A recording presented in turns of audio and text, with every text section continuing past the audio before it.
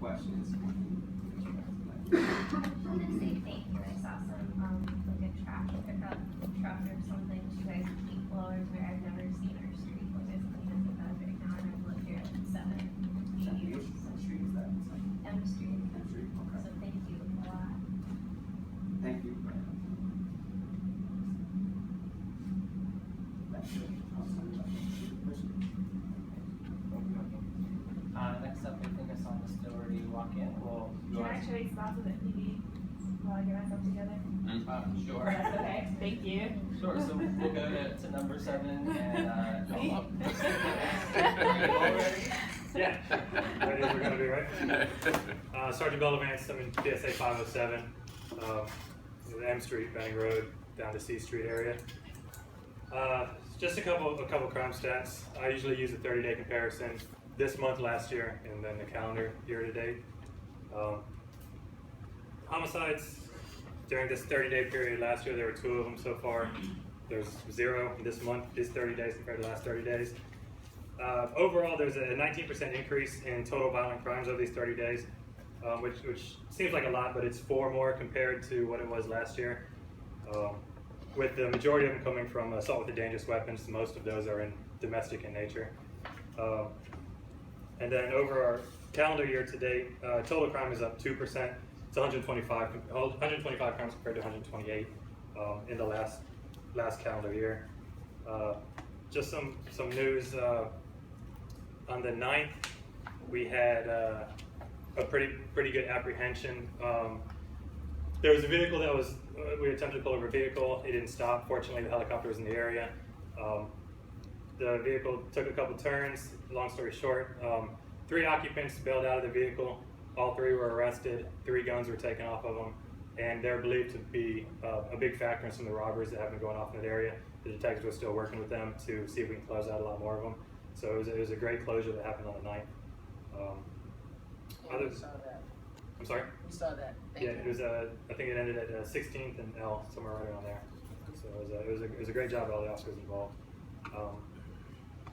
For the most part, I mean, 507's been steady. It's been pretty quiet. Do you guys have any concerns or anything I can address as far as anything that may be happening in the area? Yes, ma'am. I have a question. The homicide that the individual that collapsed, I forget his name, near the CVS. So is that counted for PSA 506 or for 507? Because I understand he was attacked in 506 and then came across the street and collapsed in 507. Correct. The address that carried the event was the 506 side. Okay. So it was on the other side. Yes, ma'am. Just also want to thank you all for your continued vigilance. We really appreciate it. My constituents are still concerned about making sure that we have regular alley patrols, day work. We want to see extra vigilance, but you all are still doing what we asked you to do. We appreciate it. We still support you. So keep up the great work. Thank you. All right, I'm Sergeant Baker. I'm in PSA 506, which encompasses Trinidad, which I think most of you are from that side of 506. Our violent crimes 30-day comparison to last year, we are up 22%. We have 5 additional violent crimes. As you guys know, we've had a few homicides in the Trinidad area in the last 30 days, so that's really skyrocketing those numbers. It looks like last year at this time we had last year at this time we had 2, now we have 3. I believe we've had 3 in the last 30 days. Our assaults with a weapon are unfortunately up. We have increased by 4 incidents. And our robberies have increased by 5 incidents in the last year. I'm sorry, the last 30 days last year compared to this year. Calendar year, we are down 50% in homicides. Our assaults with dangerous weapons have gone down 13%, and our robberies have stayed even. There's a 0 change between last year and this year. We did have a bank robbery in PSA 506, the TD Bank over by the Noma Metro Station, which falls in PSA 506. That was closed by an arrest. The officers did a really good job with that. If anybody has any concerns or questions for me. Yes. So on the homicides, were those residents or were they outsiders? They were, I don't know, I know the, homicide that she spoke of, the individual was new to the area, had only been here a few days. The individual on, I think it was Montello, right, VCD is still working that case, and I don't have a lot of information to provide to y'all, but if y'all have any information for us about that homicide, that would be extremely helpful. It is an active case at this point that they are working. I have another request. Sergeant, we did a walkthrough on Sunday, we were off, but we'll walk with you again.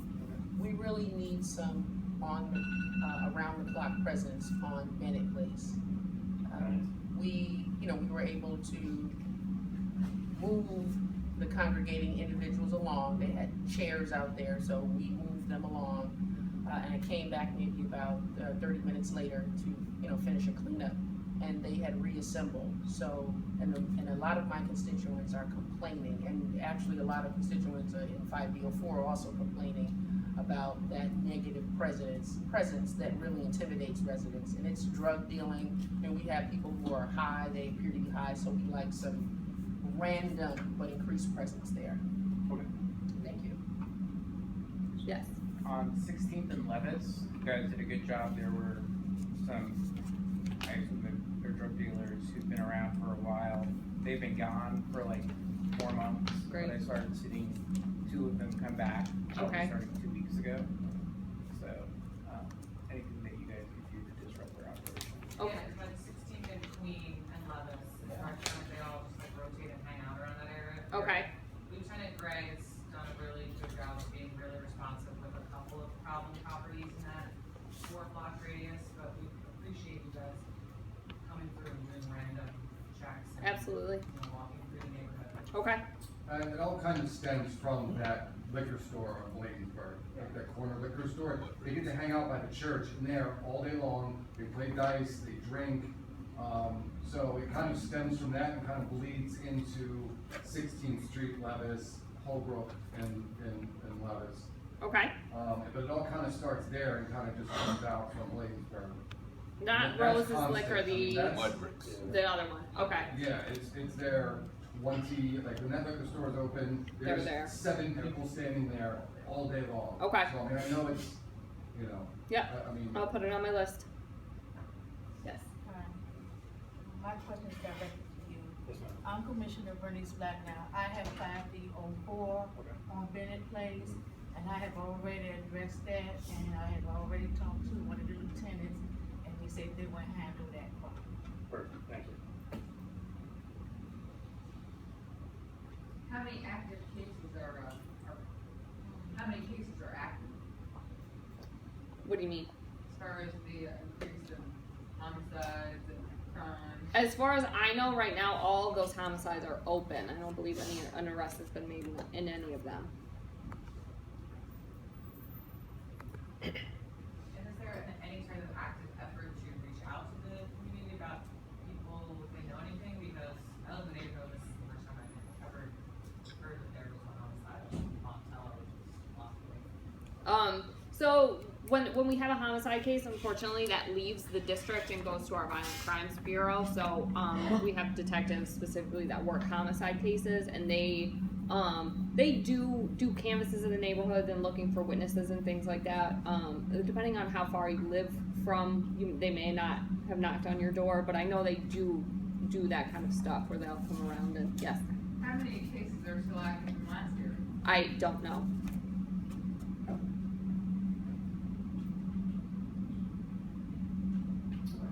Nothing else? I just want to reiterate the need for extra police presence on Bennett Place. The even side of the street is within single member district 5B05. And I want to make sure that my residents are, they feel safe. And of course, by extension, the residents across the street from 5B04. Yeah, I know, and the increase in it's because we're trying to clean up Benning Road a lot and we're I know. pushing them off of that corner I store know. there. So a lot more people are exploding to different areas, so we are gonna try to tackle that one Thank you. corner at a time, yes ma'am.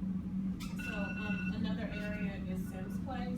Yes. Northeast, I know I told Lieutenant Gray about this, and I was know about it, but Yes. I'm just saying again that, there is like increased presence of people hanging out over there, and I think, well, there's been shootings over there, so. Right. I think a lot of the residents that reside on the street are really concerned, especially because there was apparently a retaliation when the shooting took place, so they're concerned about the young people that are actually hanging out in front of their homes. So- Understandable. We have a unit that's assigned specifically to cover Sims Place on all 3 shifts. A patrol car or under? No, a patrol. Yeah, unfortunately, or however you guys look at it, we don't have undercovers Right. at the district anymore. So it's all uniform workers. Thank you all very much. One more We're question good, in I'm the glad. back. Good. When I came Alright, in. we're gonna talk to the last under. question. Yeah. Oh, yeah, that's probably, that doesn't come out of 5D though. Another. Yeah, it'll be the last question. There's a question in the Yes. back. It would be helpful to the community when that department that deals with the high profile cases actually solves the case and lets people in the community know. Is that possible? I do believe that the crime stats are posted on the website for you to view. So I think you do have access to that information. It's just the cases that are being actively worked that the information they keep kind of close to the chest. But I believe the statistics are up online for you to view. What says that? It's on the main page, the main NPD homepage for the public. Thank you very much. Thank you. Alright, next up, we'll go to Ms. Doherty and. Thank you. Alright, so, good evening, everyone. My name is Laisha Doherty and I work for Councilmember McDuffie's office, here to bring greetings. A couple of updates, from the office. There has obviously been increase in crime, as the officer stated. It's also across the entire ward. Councilman McDuffie has been in contact with Chief Lanier and Commander Fitzgerald almost daily now. It's sad, but I mean, it's gotten to that point that they have to literally talk every day. There was a recent homicide in the Bloomingdale community, and that also brought some attention around the First Street Tunnel project over there. So we were working with DC Water in reference to lighting and issues that they may have over there. On the topic of DC Water, last night Councilmember McDuffie hosted a Ward 5 leaders briefing meeting for the new Northeast Boundary Tunnel project that's coming up. There are some areas impacted in 5D, so hopefully you guys can have them come present at one of the upcoming meetings. It's a pretty lengthy presentation that they do have, but it's probably a good idea to try to get them in soon before the construction starts and residents ask questions. They are in the process of utility relocation, so I don't think that it's going to hit this area just yet, but in the upcoming months. And I'm happy to share the timeline with you all so that you'll know exactly when it's impacting your area. Councilman McDuffie is on his way, so can I save the rest of my time for him? Okay, yeah. 3 minutes I have a question. Okay, I don't want to waste time because he just texted me he's on his way. So yes, Commissioner. Yes, for the leaders briefing, Mhm. did you include 5D commissioners? I included the 5D commissioners that had impacted areas. So Oh, Commissioner. not all of the 5D? No, it was only for the impacted areas, and the list came from DC Water. So that's how I did the invitation to the meeting. And that's on Marlin Road, right? I'm sorry. Yeah, it's a portion of all of it. So the impacted S&Ds are Shropshire, Roberts, and Pettigay Lewis. So, yeah. But definitely, like I said, it's going to impact entire traffic patterns. So I would definitely recommend Chairperson at Roberts. Sorry, Adam. If you guys can have a meeting with them soon. Can I help the rest of my time for Councilman McDuffie when he does arrive? Okay, thank you. Sorry. Thank you so much, Ms. Doherty. With that, we'll move on to item number 8, which is single member district reports, and we, as always, have 1 minute for those. So starting 5D01. 5D01 is not here, so we'll start with 5D02 and Commissioner Shropshire. So I just recently had a single member district meeting this past Saturday with residents, and I had someone come out from the Department of Employment Services to talk about job opportunities and employment opportunities. Then I had someone come out to talk about the UDC has a program with their community college that actually provides free certification programs for DC residents. So they came and talked about that program. And we did a walkthrough, and it was a very successful walkthrough, and I think that's what resulted in some of the, report that Mr. Hakeem told us about today. There's gonna be, I have flyers for a Save the Date event. They're back on the table back there, but we're having a Trinidad Day on August 6th, and there's gonna be a lot of fun. It's a big community day available for all ages. There's gonna be live music, entertainment. There's gonna be a job hiring event for adults, but also for seniors, because there's a senior program that provides subsidized jobs for residents, and many more things. So, if you want more information, pick up the flyer. Thank you, Commissioner Shropshire. I'll present the report for 5D03. Just want to highlight it, just again, thank you, Mr. Rogers from the Mayor's Office. About 8 or 9 days ago, we had a public safety forum, is I think a better term than I phrased it. Thank you for giving it that. 44 of our neighbors from just within 5D03 came out on Saturday morning, and we huddled under the MPD tent. It was literally standing room only. For I think what was the second in a couple of productive conversations about addressing crime in our neighborhood.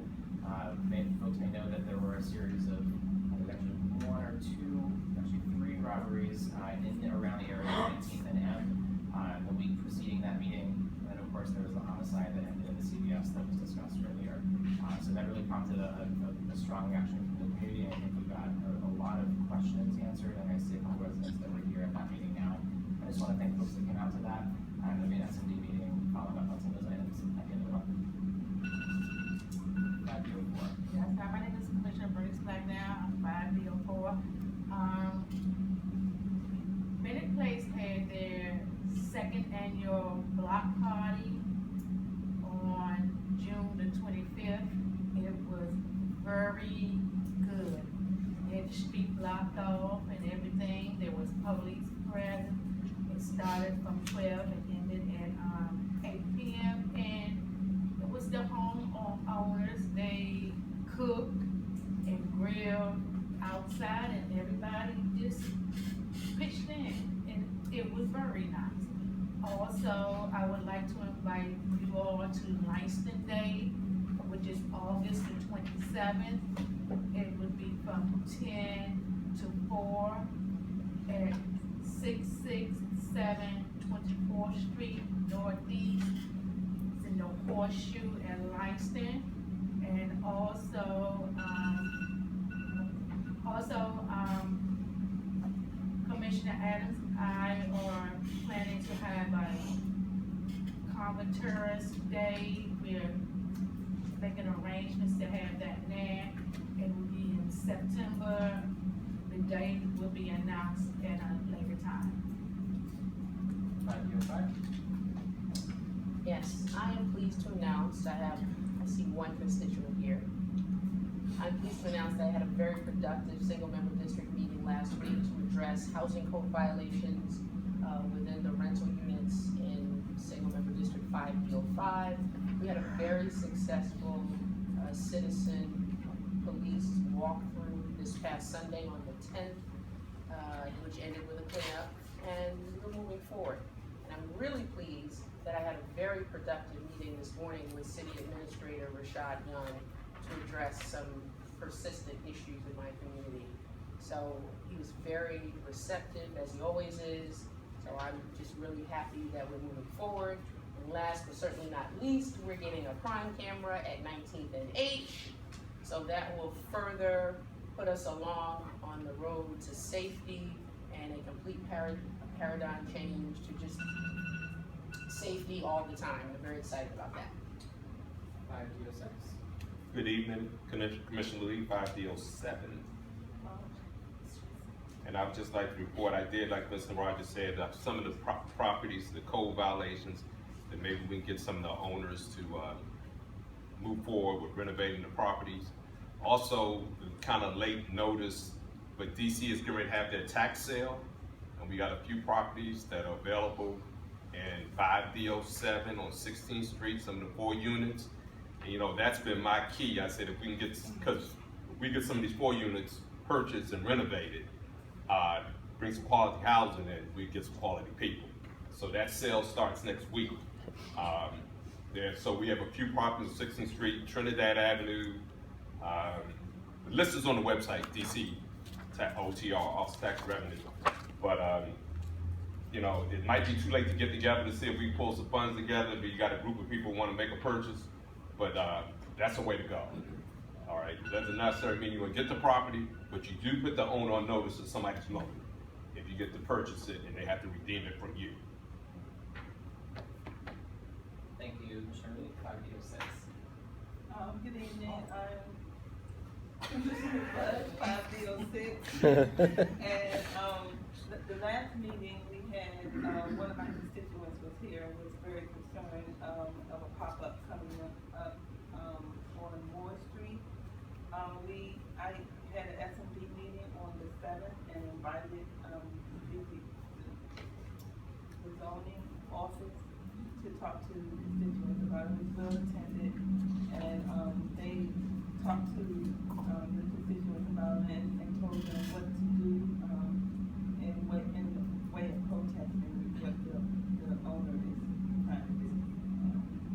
And we also had, the Department of Transportation there, because there were some constituents, wanting some RC on Trinidad.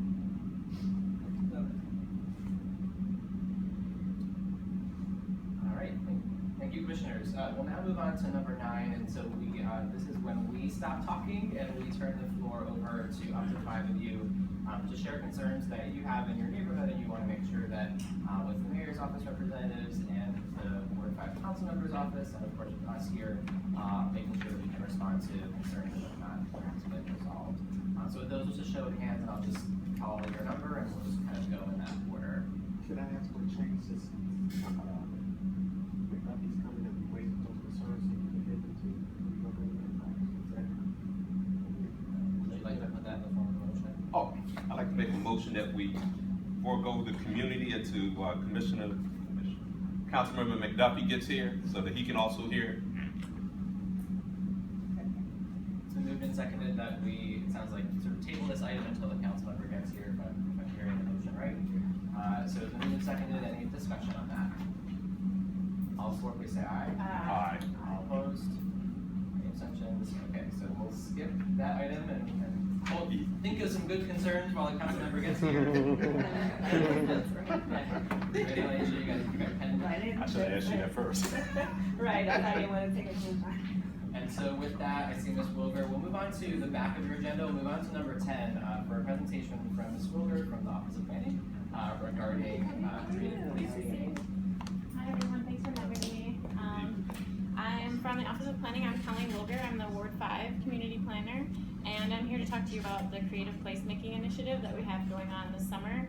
Our office was awarded a grant from the Kresge Foundation, and we're calling the initiative the Crossing the Street Initiative, and it's basically to have an inclusive future through creative placemaking. It's basically designed to promote community building and to get people to talk to each other that normally wouldn't be able to because of physical barriers in the neighborhood or just because of busy schedules and things like that. But the initiative is covering 15 neighborhoods throughout the district, and we have a location here, and it's going to be in the Florida Avenue Market area along the 6th Street corridor with Gallaudet University. And the reason that these neighborhoods were chosen were basically they met certain criteria established in the grant, and those were that they're experiencing rapid demographic and social change.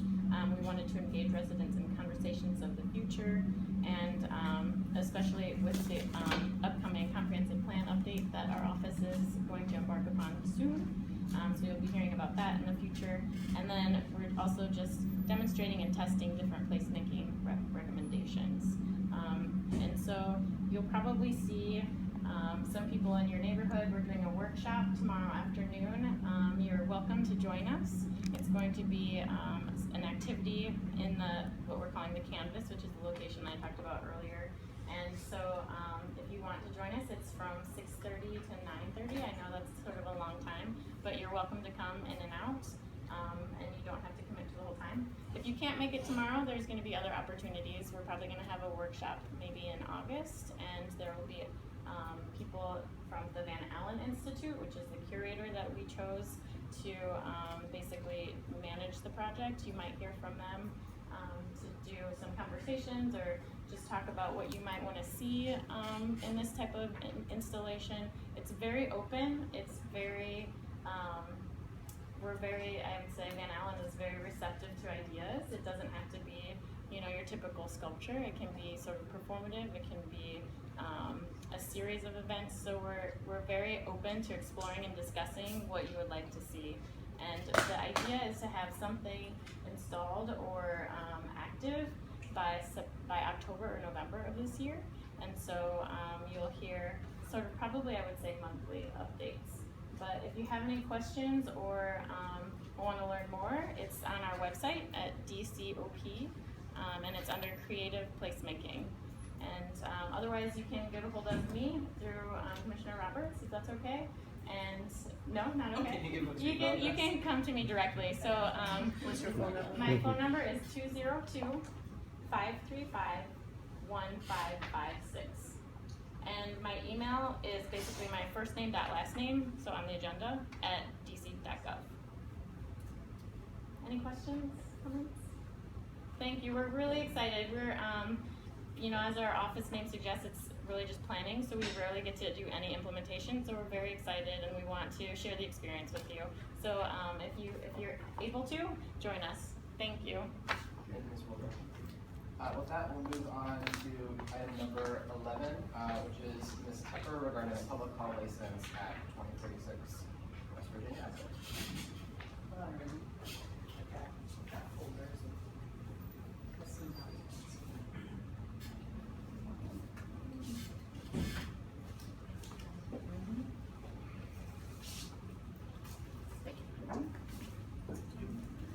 Hello everyone, I'm Morgan Tepper and I'm speaking on behalf of a property at 2046 West Virginia Avenue Northeast. This space is currently an unused office space that we would like to get a banquet hall license for and make it usable for community type of events. Just a little bit of a background of myself. I've been in DC for around 8 years. I used to work at a venue called U Street Music Hall as the PR and marketing manager. Yeah, you've been there. All right, and I currently host my own charity events around the city under the name Roam, R-O-A-M. We sort of roam to different non-conventional spots throughout the city. And recently we've donated money to the Walt Whitman Foundation, the Baltimore Community Center, and various places around Ward 1. So as a DC resident, I have a really great passion for doing positive things for the community, especially the arts community, and fundraising in the neighborhoods. So we're basically in the process of trying to get a banquet hall license for this space so we can do similar things. We'd like to make it available for conferences, charity events, cultural events, and receptions pretty much. We were directed by the DCRA to talk to you guys directly to obtain a letter of approval to be able to do so. If you look in this folder, the last packet that I've included has our entire banquet hall license application. Yes. Do you intend to apply for one-day G licenses, and have you also presented to the 501 community? We have not. My colleague might have something to add. I don't have anything to offer. My name is Nelly. I'm a licensed construction designer. A permit was kind of pulled on this building because we get adopted code requires exit signs to be fixed, trash bars on doors to work. The building has been blight for 10 years now. The property owner will put some monument to it, get the building, the facade of it cleaned up right next to Atlas. That one particular block right there in the auto body shop where Atlas Brewery is was horrible. So I told Morgan here as a licensed general contractor, we went to DCRA, we pulled the permit, we paid all of our fees, and they sent us to Amber, and we're not after a liquor license. It's just trying to keep the building up to code and get a business license. Amber can't do any further with plans until we get a letter of the public hall license that gives us the code reference here that you you all have to give us a letter, and then we can design some plans, and we can send it to DCRA and get those plans approved. Yeah, basically, we're just Yeah. we're looking for your approval that this is okay and that this would be a beneficial thing to your neighborhood. So is that no on the G license? We don't know the G. I'm not- A G license is a one-day liquor license. I don't know. That I don't know. So you don't know if you're going to apply for that? That's not something that we would apply for. No, If somebody not that I'm holds aware of. for an example, a reception at our, facility, Yeah, possibly. I'm not aware of that. But this is not something that we would do. It's a building that costs a lot of money in taxes, that the owner was worked out something there with Morgan to be able to turn it into an art hall, so it's taxes paid on the building, and the front of the building is nice, he's really put money into it. Clean the weeds and the graffiti on the wall, and clean up the weeds, have cars towed out of the back of it. I help with a lot of that, but we're kind of stuck with DCRA. $7,000 has been paid to DCRA, but they're like, go to Abra, and there's no liquor involved here, so Yeah. we need your help. Yes. So in essence, you know, we're trying to create something for Ward 5 that's gonna be very beneficial in the end, by, you know, providing a space for the local arts community. They'll be able to use this space within the city instead of being pushed out into the suburbs, like that happens often. Simply the presence of a viable business is also a crime prevention tool. It provides sustainability for the community, and we're also looking to use it as a safe space for those who identify as LGBTQI and underprivileged through partnerships through local community organizations. So we're hoping to make something useful out of this space that's not being used in a positive way. I may just add one thing, just been looking in here, and this was kind of a big thing at DCRA. DC Code 472820 says requires a DCR no 38 minutes to be effective. Neighborhood Advisory Commission to file for an application to operate a public hall in United States, the resident or owner of residential property within 600 feet of the boundary lines of the lot. Only dead people live across the street, nobody puts 600 feet in front of this building. And all rest goes away. So just for the benefit of the commission, because I'm not sure everyone's on that email, to sort of summarize our conversation yesterday, it sounds like you've been trying to get a hold of Commissioner Yeah, I've Lewis. been trying to get a hold of Commissioner Lewis since June 10th. Repeatedly, I've dropped off letters to her place of residence. Since then, tried to get in touch with anybody, and finally I called Adam, and you two, yeah, I called a few people, just to try to get in touch with somebody, so. Yep, and just so for the benefit of the commission, the reason this is a presentation and not a voting item was because we actually have not heard back from Commissioner Lewis on the item. Right. It was my assumption that she would probably want to be here and give us direction of whether her community is in support or not. Right. So unless there's a commissioner that would like to make a motion to move that letter forward, it is just a presentation at this point. And I think what we shared over, and what Commissioner Lewis put on the email, I think he said, you know, we would probably move this to a vote at the next month's meeting, if so long as she didn't have any objections to that. Okay. So she was given that opportunity. Okay, yeah, thank you for, yes.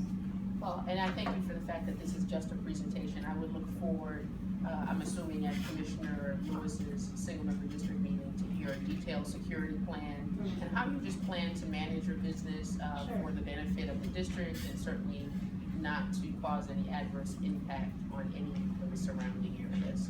Okay, sounds good. And certainly include a traffic management plan. Yes, we'll be ready to present that at the next meeting, and hopefully she's there too. But thank you all very much. Thank you so much.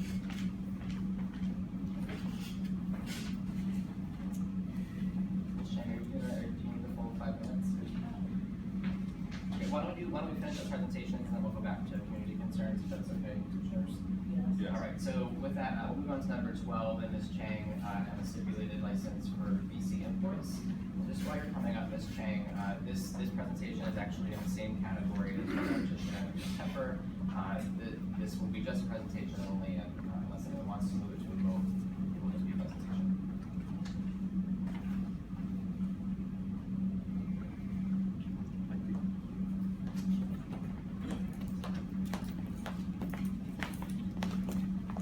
So, hello, my name is Evan Brown. I'm the owner of Vintage Cellars.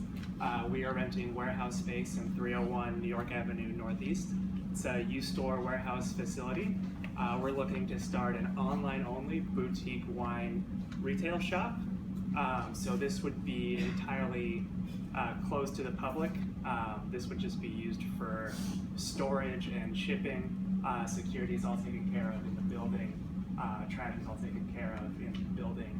Deliveries are only occurring during regular business hours on a major road.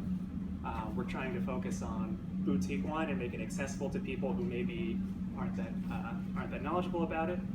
We're just looking for support today. My name is Chrissy, and I'm here on behalf of AC Imports, the applicant of the Class A license. It's new, and the placard was posted in June the 3rd, and then we tried to reach to Commissioner Lewis, but it's pretty hard to reach her. So thankfully, the first support of Ms. Bugs and Mr. Roberts, we got a chance to the chance for this. And hearing date is actually the August the 1st. So hopefully we wanted to get the full license, the supported by ANC today, but it's not for us actually. So we'd like to ask you for the work support for the stipulated license and together with the full license at the same time. Yeah. So you will not be requesting support today? We would like to request, but according to Mr. Roberts, it depends on the Ms. Lewis decision. Right. Yeah, to move this case to the vote or not. So it's not our. Right. We'd like to let her residents weigh in before the commission takes up the matter. Shane, you just asked the previous question as well. You've not met with Ms. Lewis's single member district anyway, right? You've not with our community. So I think it would just be my preference that we do the same to the previous applicant. Commissioner Lewis was on the email, and if she has any objection, she'll raise those, and otherwise we can address this at our August meeting. Any other questions that we can answer today, or?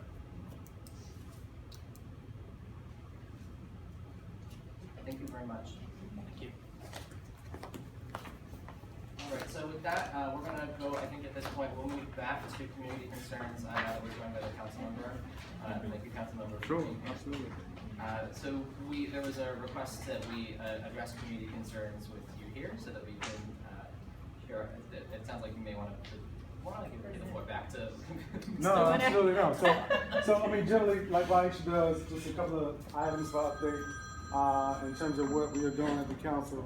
But I'll leave as much time as you all want to be able to answer some of the questions. So if I could, just briefly, obviously I know you all have the presentation by MPD. There's been some crime in your all's neighborhood and other parts of Ward 5 as well, including unfortunately some homicides, both in Trinidad and in other parts of the ward. So my office has been working closely with MPG, not only trying to make sure that they're increasing patrol and doing other efforts, but to make sure that you all understand what efforts are taking place to address the crime. I know that in talking to Commander Fitzgerald, and perhaps you all know as well, there have been some increased patrol, there's been use of mountain bikes, scooter patrol, and things like that. But I also know in emails that I've seen from some of the constituents in Trinidad, Langston Terrace, that there's an issue with visibility. It seems to be a gap between what MPD is doing in terms of their plan to address it and what you all see on the streets as residents and quality of life issues, where you don't see that visibility either of somebody in a cruiser or preferably outside of a cruiser on a bicycle, on a scooter, or walking in the neighborhood. So we're trying to work with them to make sure that is addressed. I know there have been some efforts to go door to door to generate information and leads to try to solve some of these crimes. And in so doing, what I've tried to suggest to MPD is that they make sure that that is more of a routine aspect of what they're doing in terms of patrolling neighborhoods, particularly where some of the violent crimes are occurring. Overall, violent crime is still up about 3%, although we're down in homicides. We're seeing them in Ward 5, and so we want MPD and 5th District in particular to be able to address that with a comprehensive plan, and you all to be aware of what that plan entails. I also want to mention some projects that will impact parts of 5D, and that's the Northeast Boundary Tunnel. It's a huge aspect of the Clean Rivers Project in DC Water, where they're trying to fix some of the combined sewer system We've been working on parts of that over in the northwest section of Ward 5, in like Eckington and Bloomingdale, specifically on the First Street Tunnel project. And it's been a long, laborious 2-year process. It's been a real challenge for that aspect of the ward, transportation and travel in that corridor. There will be extensive work being done in parts of Ward 5 as a component of the larger Clean Rivers project, which is taking place in parts of the city to address some of the combined sewer system issues. We have this 100-year-old infrastructure, and we have to address it. A lot of times, if it's out of sight, it's out of mind, but we have to make sure we're making the resources necessary and investments necessary to address our combined sewer system, gas lines, and also power and things like that with Pepco. And so that will be sort of coming to a neighborhood near you. We can make sure we get more details. We had a meeting yesterday specifically for ANC City Association leadership to get them oriented initially before the larger meeting occurred.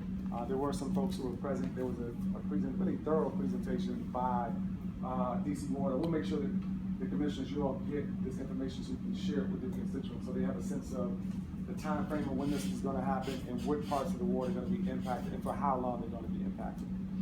I also want to mention we had a hearing yesterday on rail safety initiative before the council and the city. You all know about the CSX derailment back in May, which caused a scare because there was some hazardous material being transported. Although it was contained, it was cleaned up pretty rapidly. There was no impact to residences outside of the WMATA, and there was no impact to quality of life issues to residents.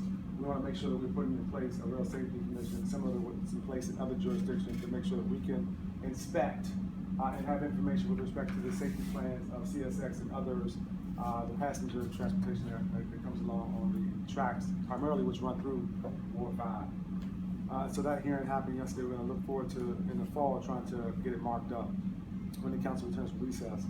Tomorrow there's a hearing on a contraceptive bill that I introduced a couple months ago, which would allow and provide for more access to contraceptives for women. It would allow pharmacists to be able to dispense contraceptives, whereas now you need a prescription to be able to access certain self-administered contraception. I think it's a very important bill, given that the district is tied, I think it's 62% with the highest rate of unintended pregnancies. And when you break it down by ward, the numbers are even more stark because wards 5, 7, and 8 are most impacted by that. So I think it's going to be an important piece of legislation. It's got a lot of support from folks in the advocacy community, and we're hoping to have a positive hearing tomorrow. And just really quickly before I wrap up, and MPD already mentioned it, but MPD's Beat the Streets is going to be July 20th in Edgewood, so hopefully you all can come out to that. I know sometimes we get a lot of participation from ANC commissioners. There's also going to be the National Night Out on August 2nd. Last year was it Starburst last year? Okay. Last year was at Starburst, phenomenal turnout. Commissioner Henderson helped facilitate that. This year is going to be on Rhode Island Avenue, close to the intersection of around 14th and Montana on the backside of Brookland Manor, and hopefully we'll have a great turnout with that. And that's the preliminary location. Hopefully that's firmed up. I don't know if there's more information or not. It's perfect. And then finally, just I'm doing a Rails to Trails tour. Is that tomorrow? Yes, That is tomorrow. Thursday. Thursday, okay. Rails to Trails tour. We'll be walking around looking at some of the rails and trails in Ward 5, just get a better sense of what's going on and better understanding of it. So we have some folks who will be joining us on that and looking forward to it. I'll report back to the scene. So I'm going to wrap up right there. Did I leave anything out, Aisha? Okay. And questions, if that's okay, Mr. Chairman? I don't know if you want to start with you all or with the... Well, because on the CSX thing, is that the train with hazardous chemicals, is it coming through Ward 5 because they're working on the tunnel on New Jersey Avenue, or did they always come through? They do come through Ward 5, and we've had efforts in the past that predate my time on the council where we've tried to prevent them from transporting hazardous materials throughout the District of Columbia. We don't have the authority to do so. Congress has already made a determination. The laws don't allow us to. The federal laws pretty up local district laws when it comes to trains. And as you all know, those trains predated a lot of the neighborhoods that we have in Ward 5. They were here first, which is why some of the neighborhoods built up sort of around those tracks. And so we cannot keep them from transporting those materials to Ward 5, but this will allow us to be a partner with the FRA and the FTA on the federal agencies to be able to do better and more closely monitored inspections of the rails physically, as well as what's being transported through freight and passenger trade. And in your legislation for the contraceptives, Yes. and I'm thinking of the Plan B, when you said unintended pregnancies, Mhm. is there gonna be a reduced cost when we get, if those items are available to women without a prescription? We're trying to make sure it's covered by insurance so that you can get it and access it over the counter through the pharmacy. It's in, Yes, the bill, the CSX bill. yes. Thank you for your efforts. Does this bill address hazardous cargo like chlorine gas and I guess, any derailments that may be caused while a freight train is transporting chlorine gas? So it addresses it in the sense that it does not preclude them from transporting it. Like I said, we cannot stop them, CSX, from transporting these materials. But what it would allow us to do is to, in partnership with the FRA and the FTA, enforce either through the federal agency or on our own if the federal agency for some reason decides they don't want to pursue it or can't pursue it, enforce it before federal administrative forums to try to make sure that we can find and assess fees when this type of things happen if it turns out to be some sort of infraction or violation of existing laws. So right now we don't have that mechanism, nor do we have that partnership in connection to the feds to be able to do that, whereas they're doing it already in Maryland, they're doing it already in Virginia. So are you asking DDOT to actually participate in the inspections? It's an interesting question. So part of the challenge is right now under the streetcar scheme, Fire and EMS has the authority to really weigh in on the safety of streetcar. And you would think intuitively that it might be DDOT since they deal with transportation, but the FTA prohibits the entity that runs or administers streetcar from actually being in a position to enforce themselves essentially. And so that's why it's housed separately at Fire and EMS. This bill would take that from Fire and EMS. There have been some challenges around Fire and EMS's role in that respect. Put it not with DDOT because of what I just mentioned, but to put it with the Department of Energy and Environment. Now you hear that, my first question was why would we ever want to do that? That's environmental issues. Well, the hazardous materials issues are right up the alley of the Department of Environment. In fact, when the CSX derailment took place back on May 1st, and I was on scene, not only was representatives from Fire and EMS there, from MPD there, from CSX, from Armada, from DDOT, there was also a representative from the Department of Environment because of the leak that was taking place. And so the Department of Environment already has a component within the department that does inspections of hazardous materials. And so while this new authority would need a specific expertise that does not exist in the Department of Environment, nor does it exist in any other part of the government, so they'd have to hire folks who are trained to do this, it would fit sort of neatly into an expanded agency function within the Department of Environment. So that's a proposal from the executive. We had lots of questions. Councilman Allen was there as well, representing Ward 6, which also after Ward 5 has a huge portion of the tracks. And so that's why it's going to be there as opposed to beyond. Thank you. You want to call us folks over there now? I don't want to take over. Mr. Mott. Hi, Council Member. Thank you so much for the work that you're doing and the legislation that's happening. One of the questions that I'm going to know a little bit more about is the Property Rehabilitation for Affordable Housing Act and the requirement that you want to establish a program to transfer certain vacant properties and condemn vacant real properties into affordable housing accommodation. So my question is, you want the provision to specify the transfer of property to under what conditions, the development of property permitted under you. So I'm not clear of what that means with the transfer. Does it transfer to another owner, that meaning me, him, or her? Or does that transfer to the city, meaning you take ownership and make it affordable? Who does? Which bill are you referring to? First of all, it's not my bill. It was a bill I think you mentioned that was before the council recently. Okay. Is that an email from one of the council members? Who? It was the email from your office that I got speaking with Barbara.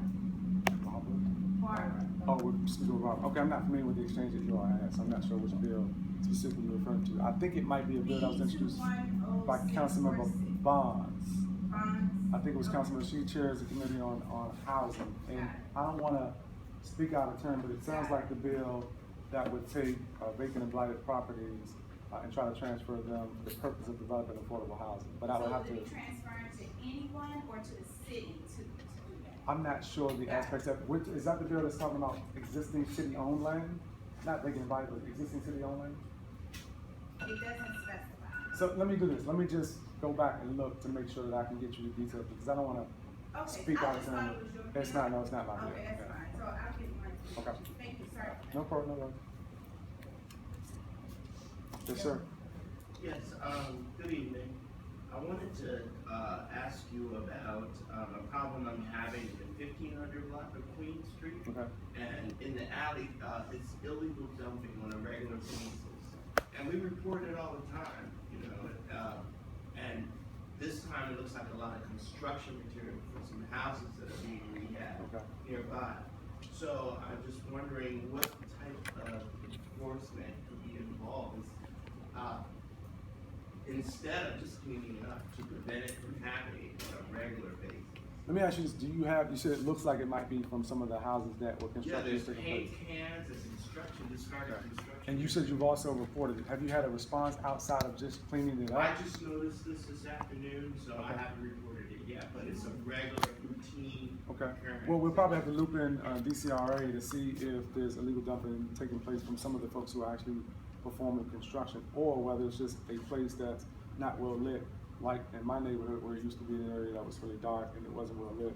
People would dump in an alley next to a cemetery, and we had to really try to increase the light in that area, but also make sure the DCRA is aware of it so that we can try to enforce. And neighbors really helped out the city to give a better sense of when it was happening, if there were certain times of the week, so that we can try to better identify whether or not it's a particular culprit who's performing construction somewhere in the neighborhood, or if it's just somebody or a business that's decided, you know what, when we need to illegally dump, this is a good place to do it. So I'm more than happy to try to, you know, work with DCR and other agencies to see if we can address that and try to hone in on how broad the problem is and where it might be coming from.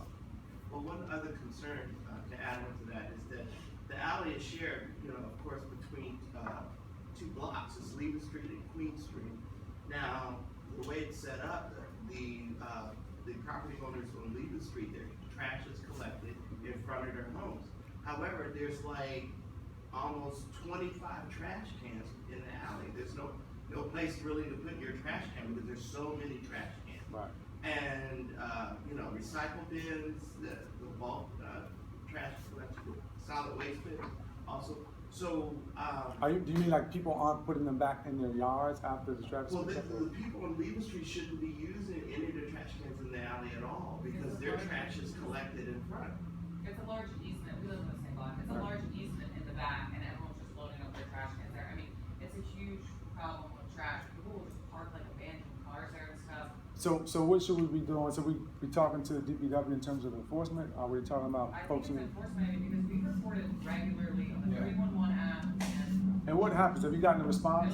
They clean it up. I mean, they clean up, the problem still exists. You know what I'm It saying? continues to happen. So do this. It'd be helpful if we could, with my office, try to get some of the tracking numbers you have from some of the older ones, so we can identify how sort of the consistency of the problem, and we can try to elevate it to the director of the agency to see what other solutions we can put in place to try to better address the issue. So it's not just sort of a temporary fix of cleaning it up, but sort of more of a comprehensive solution to what the problem is. It sounds like folks just leave it yeah, out. it's just more that even when we report it, they basically have to clean it up, but it'll be sometimes, there's just so much. Are there places for them to put their trash cans outside of where they're putting them in their own property?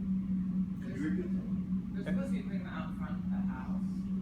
Well, they put them out front of the house to have it picked up. But in terms And of stored on Levis.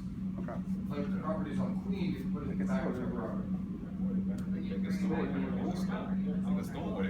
I don't know, and I can look at this, but I don't know the law says that they have to store it in front of their house. I think they can store it wherever they want on their property, but it has to be placed out front of their house. Some people have front pickup, some people have back pickup. This is belonged by the city, and everybody in the neighborhood is putting their trash. No, I understand that problem, but you all were saying earlier that they're supposed to place it out front of their house, and they place it out front of their house for trash pickup, But in terms of when it's not a pickup day, they're supposed to have it somewhere on their own property, not on a city easement or anywhere else. So that's the problem. Then let's bring in DPW, but whomever, it might be DCRA, but just to address the issue of folks storing on the city's property rather than their own property. So just before we move on, so we have moved into constituent concerns, so we actually said we were gonna table this because we would be here for this. Okay. So with that, I think we can consider all of that sort of our first concern, if that's okay. And we have time for, we said we're gonna take up to 4 concerns, and we'll be liberal at times, I know we have quite a bit here. So just a show of hands, are there any other concerns, and I'll just kind of go in order. So number 2, number 3, any others? All right, so number 2, yes, sir. It's kind of on the same thing. There is, right by the rec center, there's a property that is obviously owned by a construction company. Something is happening with the zoning. That construction site, the grass is up to here. They haven't been on the property for months. I've gone to 311 saying, hey man, at least clean this up, at least make it look like somebody's doing something there. A lot of the properties in Trinidad, that happens a lot. Okay. The grass gets high, there is nobody that does anything. You do 311, nothing happens. It happens for months. By the time something happens, it's winter, and then you don't even know if it really happened because everything dies. I mean, that's kind of like Yeah, so it's a problem throughout the city in terms of the resources to be able to address it, but there is a certain time frame within which they're supposed to respond to service requests of that sort to satisfy the concern. We just had one in my neighborhood on Evon Street. It was a corner house. It's been vacant for years. Right.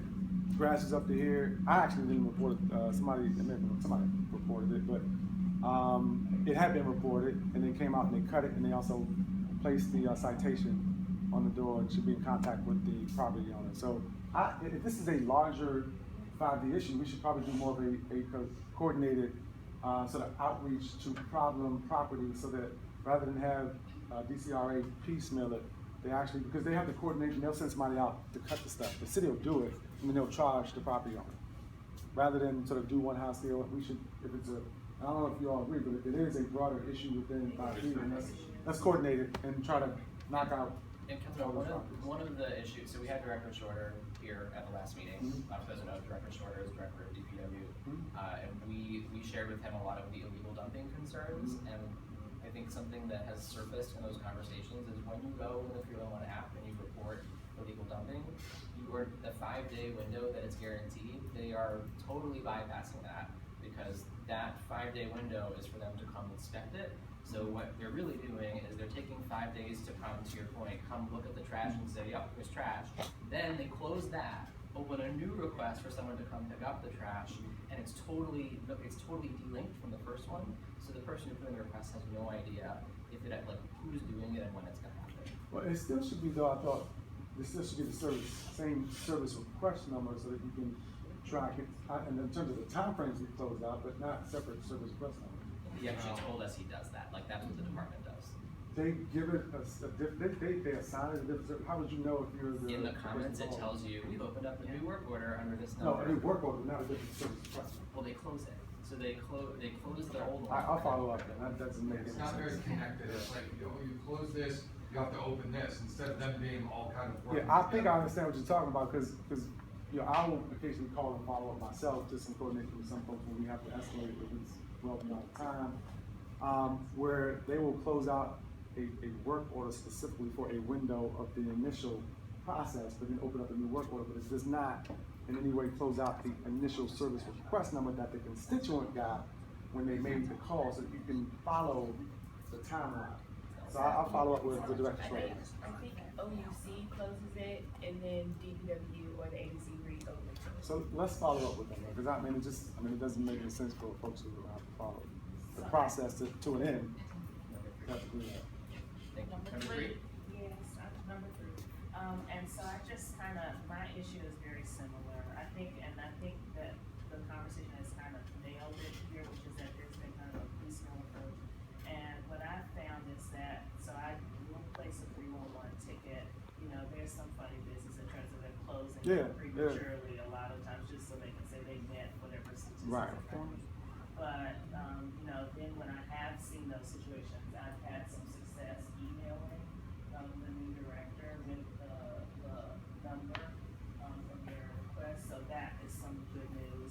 But I think strikes me, is that, you know, there are a lot of